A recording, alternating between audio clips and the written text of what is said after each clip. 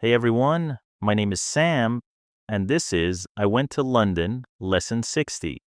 You can watch all my previous videos on my channel in the playlist I Went to London. Today, we're going to talk about something really important. I can understand English, but I can't speak it. Sound familiar? If you've ever said or felt this, you're not alone. So many English learners go through this exact struggle. You're able to watch movies, understand your favorite YouTubers, and even read books or articles in English. But when someone asks you a simple question like, "How's your day going?" your brain just freezes. You feel stuck, like you suddenly forgot every word you ever learned. Now, why does that happen? Let's think of it like this. Imagine you're learning to play the piano. You might love listening to music and even know which keys to press by reading notes. But when it's time to actually sit down and play, your fingers don't move the way you want. That's because understanding music and playing music are two different skills.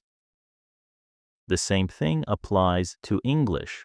Understanding is one skill, speaking is another. Speaking is physical. It involves your mouth, tongue, and brain working together in real time. You're not just remembering words, you're performing them like an actor on a stage. And like any performance, it takes training. One big issue I see a lot is the translation trap. You hear a sentence in English, and your brain starts working hard to translate it into your language. Then think of an answer in your language and then translate that back into English. That's a lot of work for your brain to do in a split second. No wonder conversations feel stressful. It's like trying to Google Translate your way through a live conversation. The trick is to stop translating and start thinking in English. I know that sounds easier said than done, but it really is possible. Let's say you're brushing your teeth. Instead of thinking, मैं अपने दांत brush कर रहा हूँ, try saying it in your head in English, I'm brushing my teeth. When you look at the clock, say, it's 7:30. When you're making tea, say, I'm boiling water. Start with everyday actions. Describe what you're doing, what you see, how you feel, but do it in English, even if it's just in your head. You're training your brain to process and produce English without translating. It's like changing the settings on your mental keyboard. Now let's talk about fear. One of the biggest reasons people don't speak is simple. They're scared of making mistakes. You might worry about using the wrong grammar, having the wrong accent, or just sounding silly.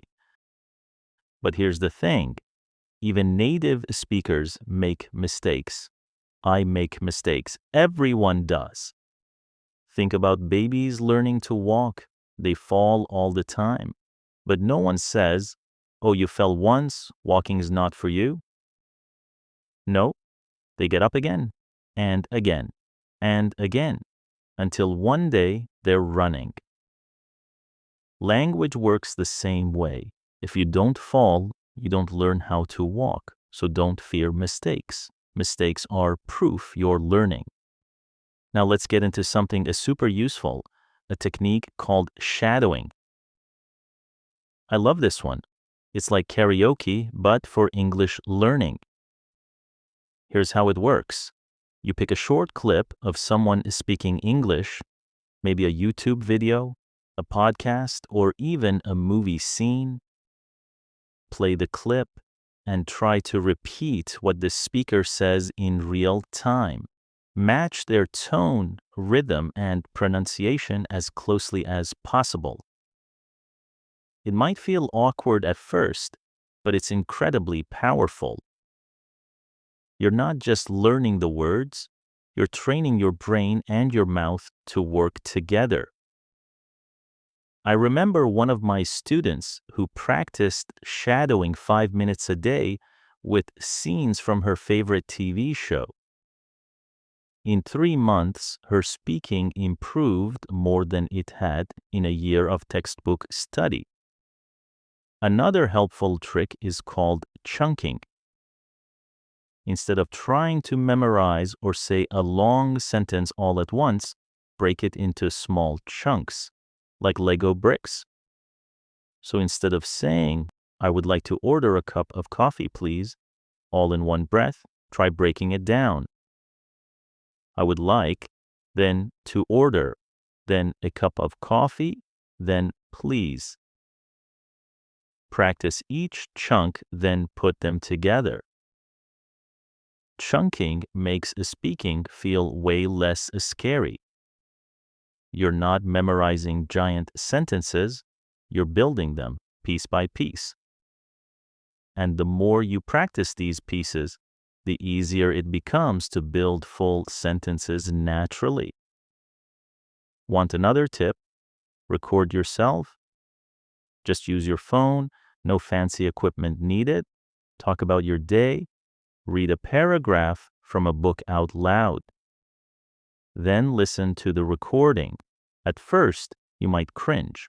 That's normal, but you will start to notice areas where you can improve, like pronunciation or pacing. And the best part, you'll hear your progress over time. It's like having your own personal English coach in your pocket. Let's also talk about real-life practice.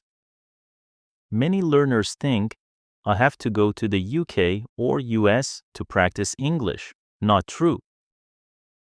There are tons of ways to use English right where you are. Let's say you love cooking. Join an English-speaking cooking class. Or you enjoy movies. Find a local movie club that discusses films in English.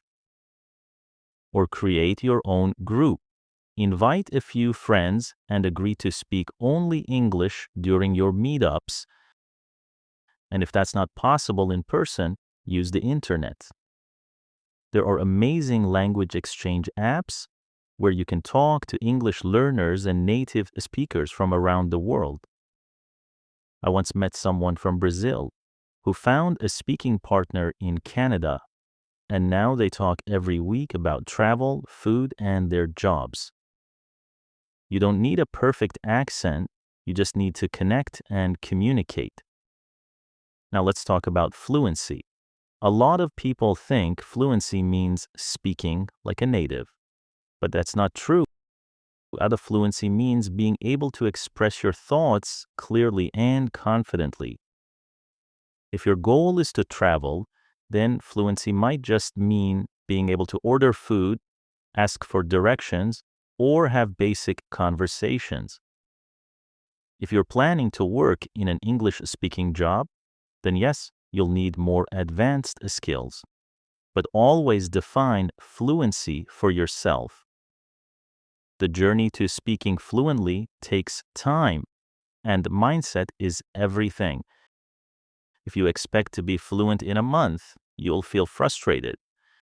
But if you focus on small wins, learning one new phrase, having one short conversation, you'll feel motivated and encouraged. And don't forget to be grateful. Yes, grateful. You have access to amazing tools, apps, videos, podcasts, books, and that's something learners didn't have 20 years ago. Be thankful for the journey, celebrate every little victory. You said hello to a stranger in English? Awesome. You ordered your meal in English without panic? Amazing. You made a grammar mistake but kept going? You're a rock star. Those small steps are what take you to fluency. So to everyone who says, I can understand, but I can't speak, I see you, I hear you, and I want to tell you, you can speak English, You just have to start little by little, day by day. And don't worry, I'll be here to help you every step of the way. Thanks for watching today's lesson. If you found this helpful, be sure to like, share, and subscribe. And check out the full I Went to London playlist for more tips and lessons just like this one. Until next time, keep practicing, keep believing, and keep speaking.